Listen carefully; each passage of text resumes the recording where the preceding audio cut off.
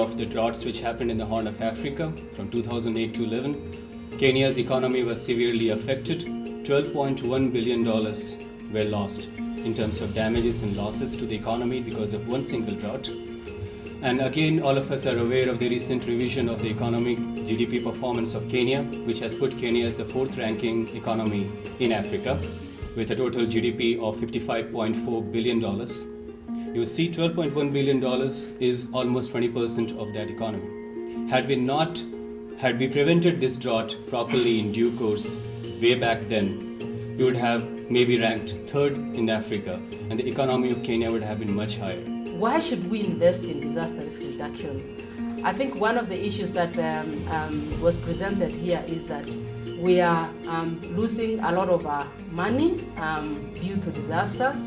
For instance, Anmesh mentioned that between 2008 and 2011, the country lost about $12.1 billion US because of drought. And this is something that has been documented by the World Bank through the post-disaster needs assessment. When we had the post-election violence, for instance, our country was growing at about 7%.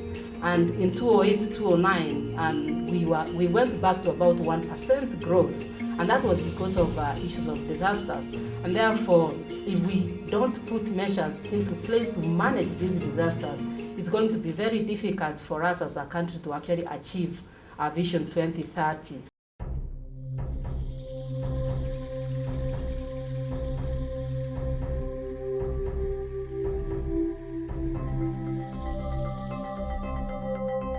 When you look at older populations, the chances of them recovering from a disaster becomes low.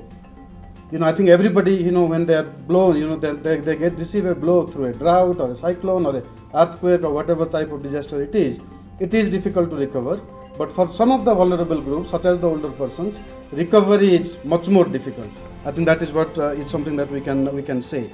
Developing world as of now is currently home to 60% of the world's older people, and it's projected to rise to 80% by 2050.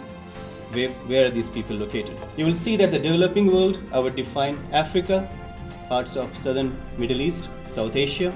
You will see they are all in green, which means that the proportion of people aged 60 or above is less than 10%. They are young population as of now, mostly in these developing world. As of now, they constitute 11% of the global population, the older persons in these areas. What happens in future? As we move forward 2050, people aged 60 and above would constitute 22% of the global population in the developing world, which will mean 2 billion people in total. And you would see many of the areas in Africa have turned from green to orange and red, which means that Africa is not only the youngest continent as of now, but because of the longevity of life due to access to health services and so on, older persons will constitute a major proportion of the total population of African countries, including Kenya, which now appears in orange, which was in green in 2011. One of the things that Edinburgh and start looking at is the issue of security and conflicts, because any country cannot survive or develop without a peaceful coexistence of communities and ensuring that people can move in and move out of these working areas. A hazard can exist in a specific area, in a geographical location, but do all people in that area get affected equally? Let's take some examples. Katrina, we are all aware of the devastating hurricane in US in 2005. 75% of people who died in US for this one disaster were aged above 60. And mind you, aged above 60 group comprises only 16% of the local population. So only 16% of the population in total, but 75% of those who died were elderly. Take a second example, Japan, 2011 tsunami.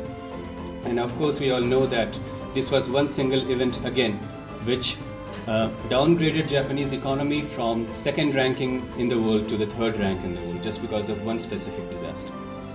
56% of those who died in the tsunami of 2011 were aged above 65, and this group comprised only 23% of that population. This goes on to show that disasters don't affect everyone equally, and the older persons get disproportionately affected.